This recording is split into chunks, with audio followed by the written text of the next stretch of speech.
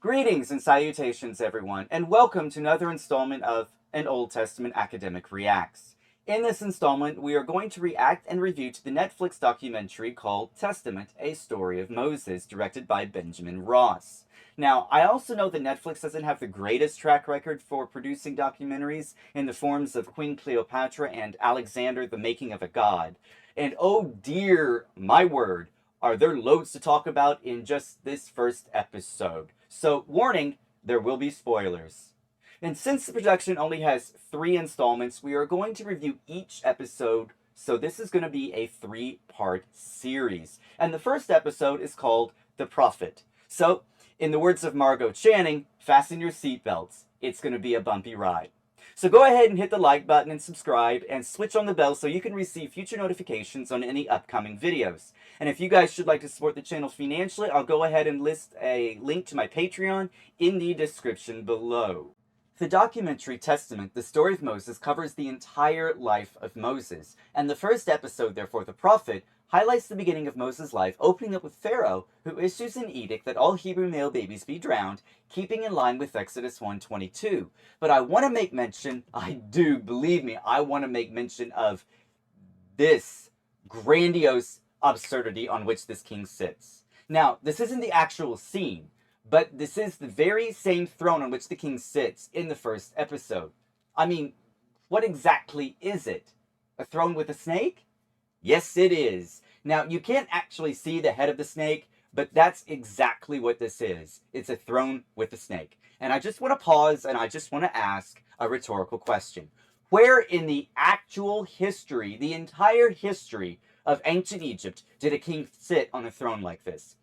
We already have examples of thrones in ancient Egypt, the most famous one being this one, King Tut's throne. But it's just absolutely bizarre that they would include this prop in here. Okay, so I just wanted to make mention of this little caveat, and I could spend hours upon hours just talking about how horrible this throne is and actual thrones in Egypt, but we have to move on. So, after summing up the beginning of his life, the documentary picks up the account moments before he murders an Egyptian taskmaster. Now, there's nothing wrong with Moses, or there's nothing wrong with the scene or the opening scene, in that Moses did in fact murder an Egyptian taskmaster, according to Exodus 2, verses 11 through 14. But I wish that they had left in that detail that maybe Moses could have just looked around and couldn't find anyone, but there was someone peeping around the corner. I think that would have added to the drama a bit more. There could have been some added drama that they could have done that the director could have taken liberties with. But anyway, that's just me nitpicking. But what I find interesting, though, is that Moses would not have inherited the label prince, as Bishop Andy Luther claims. So the New Kingdom had something called a nursery, in that they would bring in foreigners in an effort to Egyptianize them, which is what could possibly be happening here. Dr. James Hoffmeyer concludes in one of his books that Exodus 2 seemingly describes this very nursery, and that moreover, since the daughter of Pharaoh adopted Moses, the royal court would probably not have labeled him a prince, since he was actually a foreigner. Okay, so moving on, fast forwarding here a little bit since the taskmasters, we are introduced to this guy, Rabbi Harris, who says that we are not introduced to the name of Moses, claiming it is just a mystery. Now, this is just my humble observation here from the text, but Moses was seemingly just a baby when his mother put the baby in a basket and had his sister Miriam follow Moses. His mother probably hadn't given him a name yet, relying on who found him to supply the baby with a name. Now, I understand that, they hid the baby for 3 months, according to the text, and maybe they could have given them a name then, but it seems if she did give him a name, we just aren't unaware of it, which he does admit in this series. But the only name we come to know is Moses or Moshe, which is an Egyptian name, and we actually think that there was some sort of divine name before it, like Ray or something like that. It could have been Ray Moshe or Ray Meses or something like that. So, anyway.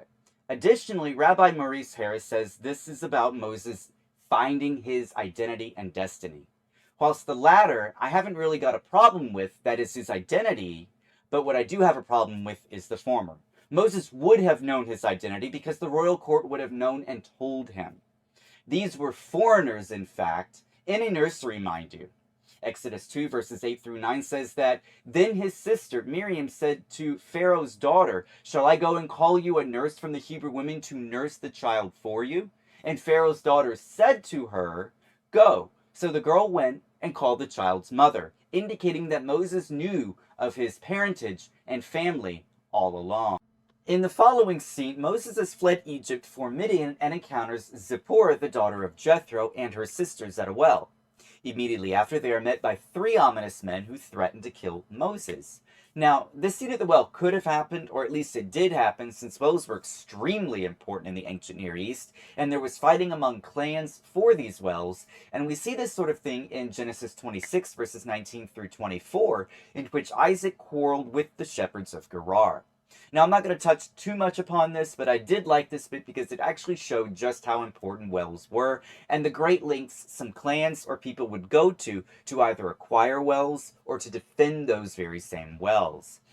So, moving on though, it looks like the people like Bishop Andy Luter and Rabbi Maurice Harris are piecing Moses' life together from Islam as well as Judaism and Christianity, because Dr. Shady Nasir of Harvard University, sorry guys, I did not have a photo for him, quotes an account from the Quran, especially Surah 28 verse 26, in which Moses walks in front of Zipporah, or according to the Quran, Sephra, so that he doesn't look at her with lust, because her skirt revealed a bit too much skin. Now the women return, informing Jethro that Moses is actually trustworthy because he helped the sisters, and Zipporah and her sisters, but also did not look upon the sisters with any sort of lust. Which leads us to the next scene, in which it is revealed that a conversation between Jethro and Moses takes place. Now, Rabbi Maurice Harris informs the viewer that Jethro did not care that Moses was Egyptian, but still provided food and shelter because he, that is Moses, was in need. Now, he doesn't cite where he obtained this information, so it seems rather speculative, but I really do not think Jethro was simply unbiased in his observation of Moses. I mean, he came from Egypt, he just magically appeared in the desert, coming from Egypt, and he supposedly saves your daughters from these 3 ominous men that I mentioned earlier. So my guess is that, considering the time, place, and event at the well, that Jethro still reserves some suspicion on the part of Moses, despite Moses saving his daughters. So, and I just want to add one quick thing here. It just seems that Netflix wanted to modernize the narrative a bit by having Harris insert some 21st century thoughts into the narrative. That's just my humble opinion, though. Just saying. All right. So, the following scene now introduces Jonathan Kirsch, author of Moses: A Life. I disagree, though, with Jonathan Kirsch when he says that the text does not make it absolutely clear that he is the only God. Now, if he's referencing the Decalogue in Exodus 20, I really haven't got a problem. However, after Yahwism became the state religion, the prophet Isaiah makes it abundantly clear that there are no other gods, according to Isaiah 44 verse 6b, which reads, "I am the first and I am the last, and besides me, there is no God." Now, this is clear evidence that there are no other gods, at least mentioned in the Old Testament. But again, I do want to stress here, though, that Isaiah wrote extremely later than the Pentateuch, or at least seemingly lived later than the Pentateuch. And of course, that's going to depend on how you date the Pentateuch, either in the reign of Josiah, later, or earlier. So, but on a side note, the verse Kirsch is quoting is the first commandment of the Decalogue, which states, beginning in verse 3, "You shall have no other gods before me." The Hebrew says, "Do not have for yourselves other gods before my face," which seemingly indicates the beginnings of monotheism within Yahwism. But one thing I did find interesting, and likely in the documentary, was that Moses was haunted by his murdering of the Egyptian taskmaster. Now, there is no textual evidence that Moses was really haunted by this murderer. However, I am positive that he was from time to time troubled by this. It would make him more human. One simply does not murder and forget. And this isn't a fix-it-in advertisement. And throughout the first episode, the viewer sees Moses plagued, see what I did there, by this taskmaster in his dreams and visions when he is alone. So the scene shifts back to Egypt and Pi Ramesses. It's only a reconstruction, folks. After the pharaoh dies, and now Ramesses II assumes the throne. But I think the narrator makes a continuity error here, saying that Ramesses II was his uncle. But how can that actually be, since his uncle should have been the pharaoh who died before at the beginning of the episode? I mean, Pharaoh's daughter drew him from the water, as we witnessed in the intro, right? And if that pharaoh dies, how is Ramesses II the uncle of Moses? It just seems like a continuity error on their part, because either the continuity error occurred at the beginning of the episode or it occurred here, unless I'm missing something, but that's the vibe I got. So anyway, they move on, and again, guess what they do, folks? Just go ahead and guess. Just go ahead. Yes. They call him a prince again. Oh, my dear Lord in heaven above, they call him a prince again. I cannot stress this enough. Moses was not a prince, okay? Yes, the daughter of Pharaoh adopted him, but that doesn't make him a prince, since he was more than likely raised along with the other foreigners in the nursery. I could pluck my eyebrows out doing this. It just drives me nuts that they keep making this error time and time again that Ramesses II was his uncle. Okay, let's just move on. So it would seem that they were cousins, though, if they believed Moses was an actual prince. Okay, I let that one in. Okay, we're moving on now. So, Egyptologist Dr. Nick Brown makes his appearance in here and says that Pi Ramesses was the capital of the 19th dynasty, and he and I both agree that if there was an Exodus, spoiler alert, there was, it more than likely occurred during the reign of Ramesses II. Where I part ways with Dr. Brown, though, is that he says the peak of Egyptian power was during the reign of Ramesses II. But I would say that the reigns of Thutmose III, Amenhotep II, and Amenhotep III were the peak of Egyptian power, though Ramesses II was powerful. I just think that the Battle of Kadesh is a great example that he was not as powerful as some of his predecessors were. I mean, there does seem to be some success, or at least Ramesses had some success in Syria, Palestine, but not to the extent that Thutmose III had before him, for example. So, after this, Dr. Shadi Nazir makes an unusual claim about Ramesses II, stating that he only cares about his wealth and power, whilst at the same time is brutish and cruel. Now, I just found these claims unsubstantiated, or at least the claim about his brutality and cruelty, lacking any evidence. Ramesses II was not really a tyrant, especially when compared to Ay and Horemheb, the last two pharaohs of the 18th dynasty. And I cannot help but think that Dr. Nasir makes this claim under the presupposition that Ramesses II was the pharaoh who initiated the slavery of the mixed multitude. I get that he's talking, and again, he starts talking about some sort of Arabic phrase about a knot, and how in Arabic this phrase is applied to the pharaohs. For an expression of cruelty in Arabic. I just don't get that. But anyway, but I just think that it is unwarranted with this pharaoh. That is, at least his brutality and cruelty with the pharaoh. So anyway, then we've got this scene with the Egyptian ambassadors. So the pharaoh dies. And in this scene, Ramesses II is talking with some of his advisors and what to do. And his advisors say we should exact tribute on these nomads. So Ramesses II sends these ambassadors to Jethro, and this is the scene that happens. Moses is behind the scenes, then he appears, and he informs Jethro after this little conversation with them that they cannot pay the tribute, to which Jethro replies that they will stall, or at least that's what he tells Moses, that they will stall. But Moses warns Jethro, though, telling him that stalling will not actually work with this pharaoh. And Jethro finally puts the pieces of the puzzle together and finds out that Moses did indeed know Ramesses II and the pharaoh before, possibly. And this forces Moses to tell his wife Zipporah, who becomes angry because Moses kept all this info from her, the murder, the escape from Egypt, he was raised in a nursery, and all this. And Moses then tells Zipporah everything, that he still doesn't know who he is. Yes, for the love of everything, he did know who he was. His sister and his mother were there with him while he was growing up, for the love of everything holy and sacred this side of heaven. they would surely have told him about his brother Aaron as well. And it's not like that he never met his family or knew what ethnicity he was, because his family were there, and the Egyptians, I'm sure, 100% sure, they would have reminded Moses what his ethnicity was. Anyway, so after this, Moses goes up to the mountain to check out this fire on top of the mountain and meet with God. On the way up Mount Sinai, again, Rabbi Maurice Harris reinforces this strange idea that Moses was conflicted with his identity. OMG, folks. OMG is all I can say. I just can't take it anymore. This is just too much. Now, it may sound like I'm harping on the show. I am. But there are slivers of light. Like Pastor Kang's statement here when he said the God of Scripture is a God who specializes in taking broken things and not just fixing them, but repurposing them for something greater.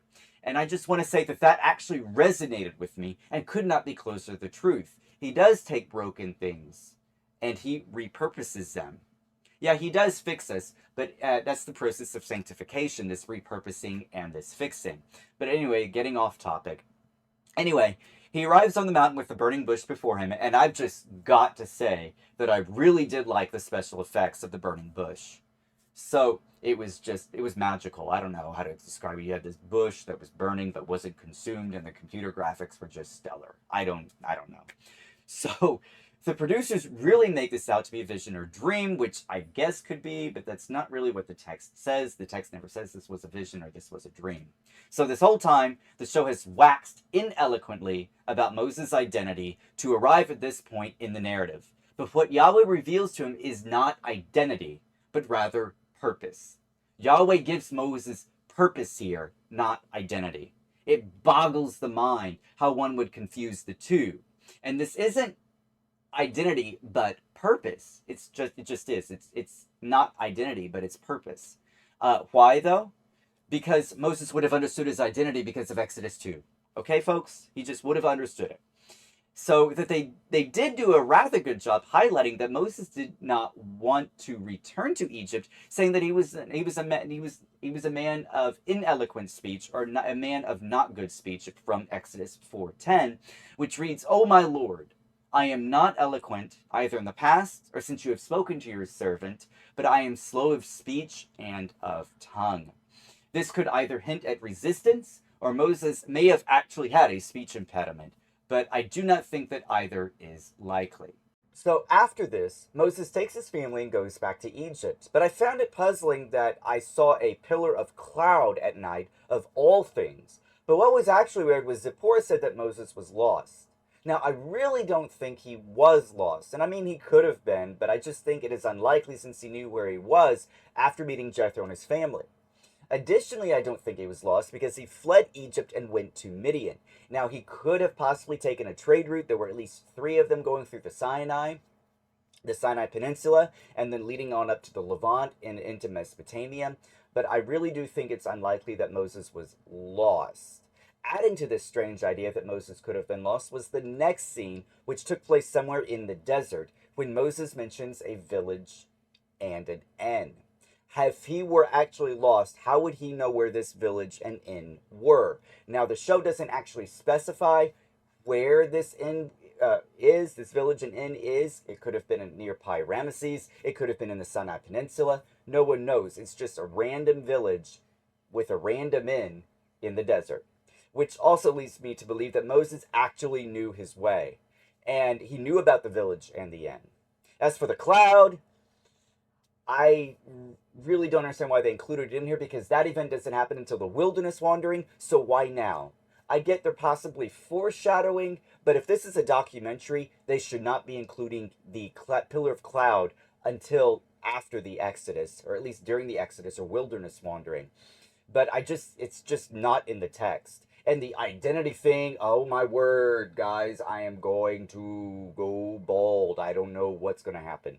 The identity thing here is again in the same scene. She has reservations as well about this alleged brother that Moses may or may not have. Oh yeah, there it is again.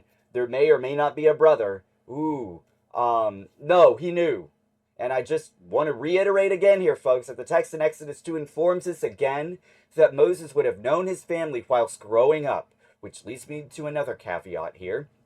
If Ramesses II is so cruel, why did he allow Moses' mother and sister to see him, at least according to the text? This doesn't seem cruel in the slightest. You could argue now this was a different pharaoh because they were young. This was probably Seti the First, or it could have been Ramesses the First. Heck, um, but we just don't know which pharaoh was ruling during the time when Moses was a child. Theoretically, we think it was Seti the First, but honestly, that is based off of some Egyptian texts and data, and the preceding ruler of Ramesses II, that if he's the pharaoh of the Exodus, then more than likely Seti the First would be Seti the First or Ramesses the First, who had a short reign of 2 years. All could have been kings of Egypt or pharaohs of Egypt of the New Kingdom while Moses was a baby and growing up. But to pin Ramesses II with cruelty is a bit bizarre. Additionally, here, Zipporah says something unusual, which it was unusual for the time, I should say, at least for the late Bronze Age, and that she does not believe in this god of the mountain, which has been the same god her father Jethro was worshipping this whole time. Did she just reject that god? Just doesn't make any sense. And I'm not ruling it out, but I think it would have been improbable to have someone here have no belief in this God, or at least Zipporah have no belief in this God, when her father, her very father, was the priest of this God of the mountain. Um, it just seems not so much anachronistic. I have anachronistic here, but it's not anachronistic. It just seems out of place because everyone was worshiping a God or gods at this point. So it Zipporah just would not have been an exception in this. Okay, moving on here. So he finally arrives in the village at the inn to meet his brother Aaron. And I'm not going to say it again after all this, but Moses would have known his brother Aaron, or at least would have known of their existence. Now, what they look like is a different story because Moses or Miriam and Aaron certainly would have aged. They would have grown up. His mother, Jochebed, probably, obviously was older, but he would have had some sort of, he would have recognized, that's what I'm saying, he would have recognized his siblings and his mother. And the fact that they make it some big reveal is nuts. It's absolutely crazy. It's like I'm taking crazy pills just watching this. Oh my gosh, I could chop off my eyebrows again. Because of Exodus 4:27, which states, the Lord said to Aaron, "Go into the wilderness to meet Moses." So he went and met him at the mountain of God and kissed him. And Moses told Aaron all the words of the Lord with which he had sent him to speak, and all the signs that he had commanded him to do. Then Moses and Aaron went and gathered all the elders of the people of Israel, and Aaron spoke all the words that the Lord had spoken to Moses, and did the signs in the sight of the people. And the people believed. And when they heard that the Lord had visited the people of Israel, and that he had seen their affliction, they bowed their heads and worshipped. Also, the text says that they met at the mountain of God, implying Mount Sinai, but let's just digress for my health. So anyway, Aaron tells Moses of the events laid out in Exodus. 1, when Pharaoh put to the death the male children and the two women, Sifra and Puah.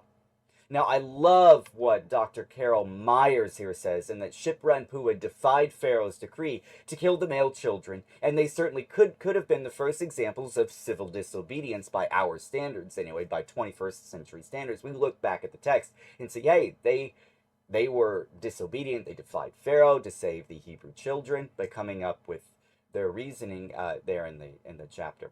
But what is interesting here as well is that Rabbi Maurice Harris's remarks in that Sifra and Puah may not have been Hebrews themselves. Now, I thought that we should see if Sifra and Puah were Hebrews or not. So interesting thing here is that the verb yalad is a PL participle. Don't get me started on participles again, folks, if you know one of my last videos, which means that it can be a factitive or a causative participle. So the causative is for our purposes here. So I'm sorry, let me re-say that. The causative is for our purposes here. So it is a participle, which would be the one who causes to bear a child. That's why the text translates it as midwife. Additionally, this verb is in the absolute state and not in the construct state. Ergo, I would translate this as midwives to the Hebrews as the English Standard Version does, and not how the NASB or CSB translate it, which is midwives of the Hebrews. So anyway, getting back to the account here. So they continue giving the backstory to the birth of Moses, and Rabbi Rachel Adelman, this lady here, quotes the Midrash, saying that the room in which Moses was born was good, and highlights that we haven't heard that since the first chapter of Genesis. That is the good, that it was good. But then she says that he's special and needs to be saved. I really don't think that's what's going on through her head. Yes, we're talking Miriam, by the way. We're talking Jochebed, his mother. I'm sorry. We're talking Jochebed, not Adelman's going through her head. We're talking Moses' mother. I just want to specify that. Yes, she wanted to save him because he was her son, but that he is special when compared to other babies in the region seems rather superfluous and over the top. Other mothers probably thought their babies were also special. The ones who died and the ones who were saved, perhaps, we're not told, but that's just my humble opinion there. And none of these guys would have known none of these guys would have known what Moses would have done, or if he even would have become great. So there is this scene when soldiers were searching the house for the baby, Moses, and one of the soldiers thought he heard a baby. So he pauses and he waits several moments, but he hears nothing more. But I thought that if the soldier heard a baby, this is how I think the scene should have gone. But maybe if the soldier heard a baby, why didn't he just lie and say that he would be back? Which he does in the show. He says he'll be back, but he should have just sort of acted like he was leaving. So he should have left and then maybe returned 5 minutes later and said, "Aha! There's the baby. There he is," and then snatched the child. I just think that would have added to the drama a bit more. Just some observations, though. So moments later, we hear Rabbi Harris again corroborate what Myers said earlier about the defiance of the women like Sipra and Pua and Jochebed in the opening chapters of Exodus, and I thought that was an excellent point as well. No men have defied Pharaoh yet until Moses does with the plagues. But I'm getting ahead of myself here, so I should just probably calm down. It is exceptionally telling that women play such an important role in the events leading up to the Exodus itself. Okay, so now there is a flashback where we were brought back to the moment when Jochebed, Aaron, and Miriam put Moses in an ark or basket, which could have looked something like this, and sent him down the Nile. The scene has them at a river, but with giant mountains surrounding them, which would have been rather unlikely considering the enslaved peoples or the prisoners of war were in Avaris and 2 kilometers away from Kantir or Pi-Ramesses and in Lower Egypt. Mountains and cliffs are really indicative to Upper Egypt as opposed to Lower Egypt, which contained marshlands, and it was also good for farming. So it is rather unlikely that the terrain would have looked like that when you have a capital and Avaris so close to each other. Then Rabbi Maurice Harris highlights the desperation in the eyes of Jochebed in her hopes that someone find the baby. And I thought that it was rather wise on the real person Jochebed to send Miriam to follow and lead the basket, possibly directly to the royal court, which is where the daughter of Pharaoh lived. And it was at this time in the narrative that, at least in the show, that Dr. Enns and Rabbi Rachel Adelman highlight that the word used here, Teva, would have reminded the reader of Noah's Ark back in Genesis chapters 6 and 9, because that's what Teva means, is ark. So the reader then, or Enns at least, says that the reader would have understood something momentous was going to happen because of the Teva connection. And the Teva represents some sort of a new beginning, which is what the ancient readers and ancient peoples would have come to understand when reading this text. So anyway, they finally arrive at Pi-Ramesses, and it seems that we possibly have more of a continuity error, surprise, in that Ramesses II is again called his uncle, perhaps mistakenly, whether it is here in this scene or at the beginning of the episode, we're not sure. And the daughter of Pharaoh, at least in this scene, is reassuring Ramesses II about a dedication, but won't tell us what that dedication is. Apparently, Seti I built the Temple of Amun with a dedication, but Ramesses II removed that dedication, replaced it with a new dedication. Anyway, she reminds him of his pride because of him removing this dedication and putting one up on his own. But that's not really what concerns me here. What concerns me here is when Ramesses asks about his workforce. The official tells him that there is 1/5 Egyptian in this workforce, 1/5 of the prisoners of war, and the rest are Hebrews. But the Hebrews would have fallen under the prisoners of war category.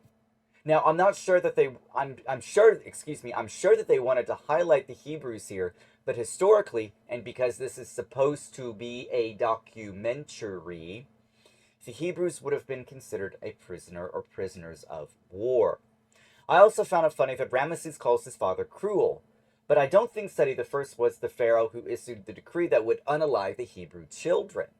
I think that task fell on one of the last two kings of the 18th dynasty, Ai or Horemheb, because both of these two pharaohs were equally cruel, and the former, Ai, possibly was included on the conspiracy to murder King Tut. But anyway, so the shift now, the scene now shifts then to the enslaved peoples, with Egyptologist Dr. Monica Hanna stating rightly that Egypt did not have slaves, what I've been saying all along, but prisoners of war. They didn't have enslaved peoples, but prisoners of war, whom they conscripted to do forced labor in building the storage cities Pithom and Ramesses. Bishop Luder adds, this guy, he adds to this by saying that Pharaoh would have been worried about the Egyptian economy, which was this forced labor. However, I don't think that is the only case. That is to say, I think other reasons were present. In Exodus chapter 5, verse 1, Pharaoh asks who this God is before proclaiming that he doesn't know him. Then he says that they must get back to work and refuses to give them straw in verses 5 through 7. This is also telling him that worship of the gods was most important during the late Bronze Age. And he then ties this economic issue, Bishop Luder ties this economic issue to American slavery in the 19th century, stating that this was the same problem the South had when Congress passed the Emancipation Proclamation in 1863. But again, the primary issue here were not the prisoners of war in the Egyptians' eyes, but rather religion and the worship of the gods and Moses' God. Now, I'm not saying that the economy or the lack of prisoners of war / enslaved peoples was not an issue, because it was, but I'm saying that it was more of a secondary issue. So, anyway, moving on here to the next scene, I just want to admit here, or at least say, that it's so frustrating when the narrator even says that Goshen sits on the outskirts of Pi-Ramesses, when we just watched a scene where Jochebed floats a basket with Moses in down the Nile in a seemingly remote place. One of the characters in the following scene says that Goshen sits on the outskirts of Pi-Ramesses. That's why I'm saying this. It's just crazy talk. It really is just crazy talk. I don't know how to explain it. So if Goshen is on the outskirts of the capital, why show that there is nothing but desert when letting go of Moses? Make it make sense, narrator. Just make it make sense, please. So anyway, this next scene is just as unusual considering what I have just said over and over throughout this review. His sister, this lady, his sister, did not want him to come back, and I have no idea why. Perhaps because she thinks that the next pharaoh wanted him dead too, but that doesn't really make sense because that pharaoh's dead. So anyway, I mean, Moses isn't even a child anymore, so that makes this scene even more bizarre. Realistically, I think that she would have embraced him and wept like a normal sister would without having seen her brother for years or possibly even decades. We're not really sure how long he was in Midian. It just says 40 years. But that term may just be a generic term for a really long time. So her reaction just strikes me as unusual behavior, even when his mother, following that, wept profusely when she let him go down the Nile, and his sister watched and led him to the daughter of Pharaoh. Whilst the scene is playing out, Rabbi Hare says something that has boggled my mind for a while. During their sojourn, they had been in Egypt for 430 years, which, in my humble opinion, just means a really long time. Not really. I'm going to take that statement back. The 430 years was probably the time added up in Canaan and Egypt, and as far as the descendants of Abraham are concerned. But he also asks this question: what happened to the relationship between God and his people that the people had forgotten him? Did they give up? Did they forget what their descendants told them about Abraham? The Torah doesn't tell us. Whilst true that the Torah does not tell us why they did not, or they stopped worshiping Yahweh, I think the answer is that they just simply forgot, considering there were multiple temples to multiple foreign deities, and that Yahweh became less and less in their lives. That is, that Yahweh became less and less important in their lives, and then he was just snuffed out. I wish I could give an answer, really, but I really don't have one. But I think it is important to remember that God did save them from the mess of slavery, which is what's important. And I just want to comment here on Moses meeting the elders of Israel.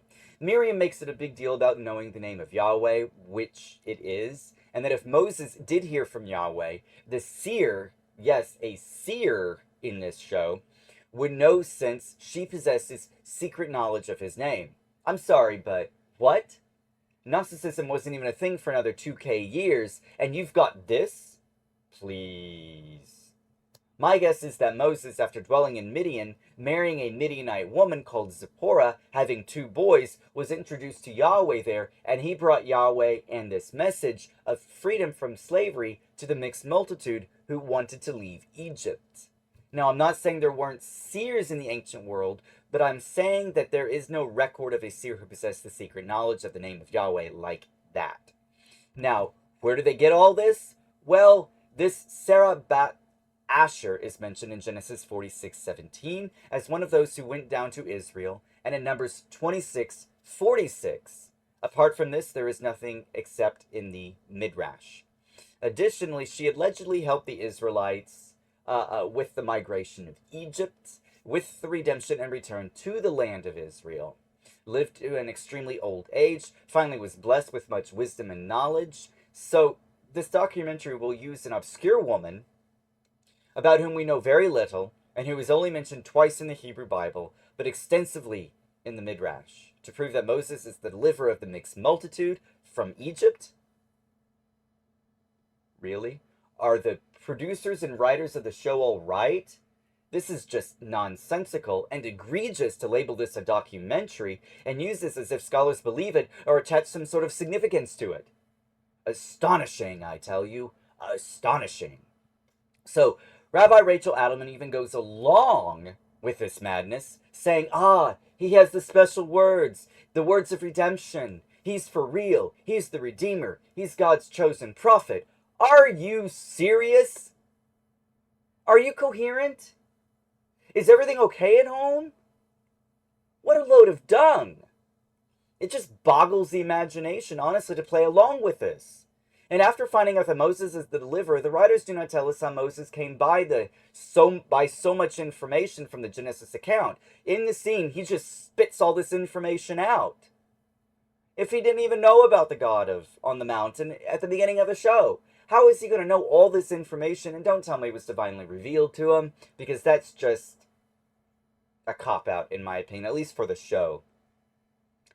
So it's like they didn't even do their research when they made this. And I understand that directors and writers must fill the gaps of history when making a documentary, but not like this when the research is available. I mean, come on. Anyway, the story concludes by giving Miriam's side of the story when Moses was put upon the water and drifted off to the daughter of Pharaoh. And that pretty much concludes the first episode. So, I really hope you enjoyed this, and thumbs up to you guys if you stayed into the end. And if you guys like this sort of thing, I do want to encourage you guys to hit that like button and subscribe.